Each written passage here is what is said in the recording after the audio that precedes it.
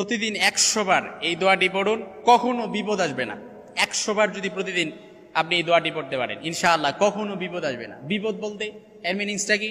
বিপদ বলতে কখনো দুশ্চিন্তা আসবে না, পেরেশানি হবে না, তারপর অভাব অনটন যা কিছু বলেন না কেন, কোনো কিছু ইনশাআল্লাহ উদ্বেগ উৎকণ্ঠা সবকিছুই দূরীভূত হয়ে যাবে যদি প্রত্যেক দিন 100 বার এই দোয়াটা পড়তে পারেন। হাদিসের টেক্সট আমি যদি আপনাদেরকে চমৎকারভাবে খুব সুন্দরভাবে বুঝাই, প্রত্যেকটা বান্দার উপর কিন্তু বিপদ আপদ পতিত হয়, এটা আল্লাহ তাআলার পরীক্ষা হিসেবে। আপনার উপর বিপদ এসছে, এটা আপনি পরীক্ষা হিসেবে মেনে নেবেন। কারণ আল্লাহ রাসূল সাল্লাল্লাহু আলাইহি সাল্লাম খুব চমৎকারভাবে বলেছেন, মুমিন বান্দার উপর যখন কোনো বিপদ আপদ পতিত হয়, এমনই কি তার উপর যে একটা কাঁটা বিদ্ধ হয়, আপনার ভিতরে একটা কাঁটা ঢুকছে, ওইটাও তারা আল্লাহ তাআলা আপনাকে পরীক্ষা করে। এই জন্য বিপদে অধৈর্য হবেন না, হিম্মত হারা হয়ে যাবেন না। উদ্বেগ উৎকণ্ঠা আমি হয়তো ওইভাবে নামগুলো সবগুলো বলতে পারবো না, কিন্তু আপনি তো আপনার বিপদের কথা জানেন, আপনি তো আল্লাহর কাছে বলতে পারেন। এই জন্য ছোট্ট এই দোয়াটি সবাই আমরা পারি, একদম 3 শব্দের দোয়া।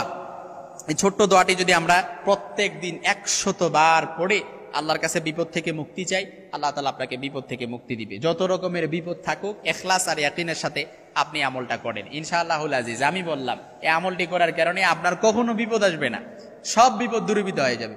এই জন্য আমি যদি বলি হাদিসের টেক্সট আমি আপনাদেরকে শোনাই।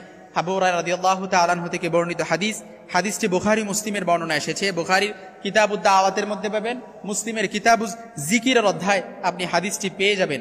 আল্লাহ রাসূল সাল্লাল্লাহু আলাইহি সাল্লাম খুব চমৎকারভাবে উল্লেখ করেছেন, মান ক্বালা সুবহানাল্লাহি ওয়া বিহামদিহি ফি ইয়াউমিন মিআতা মাররাতিন হুত্তাত খাতায়াহু ওয়া ইন কানাত মিসলা জাবাদিল বাহার। যদি কেউ দিনের মধ্যে 100 বার সুবহানাল্লাহি ওয়া বিহামদিহি পড়ে, তাহলে আল্লাহ তাআলা তার সকল গুনাহ ক্ষমা করে দিবে, যদিও তা মিসলা জাবাদিল বাহার, সমুদ্রের ফেনা পরিমাণ হয়।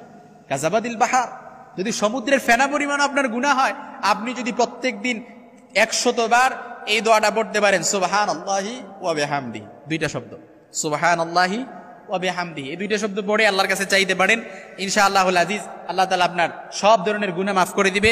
অপর হাদিসে এর মধ্যে এসেছে খুব সুন্দরভাবে, আল্লাহ রাসূল সাল্লাল্লাহু আলাইহি সাল্লাম বলেন, মুস্তাদরাকে হাকিমের বর্ণনা এসেছে, হাদিসটি সহিহ। আল্লাহ রাসূল সাল্লাল্লাহু আলাইহি সাল্লাম বলেন, মান ক্বালা সুবহানাল্লাহি বিহামদিহি মিআতা মাররাতিন কাতাবাল্লাহু লাহু মিআতা আলফ হাসানা ওয়া আরবাআ ওয়া 20 আলফ হাসানা। ক্বালু ইয়া রাসূলুল্লাহ ইযা লা ইহলিকা মিন্না আহাদুন। অর্থাৎ আল্লাহ রাসূল সাল্লাল্লাহু আলাইহি সাল্লাম বলেন, যদি কেউ 100 বার সুবহানাল্লাহি বিহামদিহি বলে, তাহলে আল্লাহ তাআলা তার জন্য 1,24,000 নেকি আল্লাহ তাআলা তার আমলনামায় দিয়ে দেয়। সাহাবীগণ বললেন, আল্লাহ রাসূল, আমরা যদি আমলটি করি তাহলে তো কিয়ামতের দিন কাউকেই বিপদে পড়তে হবে না, দুনিয়ার মধ্যে কাউকেই বিপদে পড়তে হবে না, কিয়ামতে জাহান্নামের আগুনে কাউকেই যেতে হবে না। তখন আল্লাহ রাসূল সাল্লাল্লাহু আলাইহি সাল্লাম বলেন, হ্যাঁ, তোমাদের মধ্যে অনেকে এত বেশি সওয়াব নিয়ে কিয়ামতের দিন হাজির হবে যে পাহাড়ের উপর দিলেও পাহাড় ভেঙে যাবে, পাহাড়ের উপর দিলেও পাহাড়টা ভেঙে যাবে। সুবহানাল্লাহি বিহামদিহি। এই জন্য পরিপূর্ণ ইখলাসের সাথে আমরা যদি প্রত্যেক দিন 100 বার সুবহানাল্লাহি ওয়া বিহামদিহি 100 বার পড়তে পারি, যদি আল্লাহ তাআলা তাকে দায় দিবে। সুবহানাল্লাহি ওয়া বিহামদিহি, আল্লাহ তাআলার মহত্ব নাম,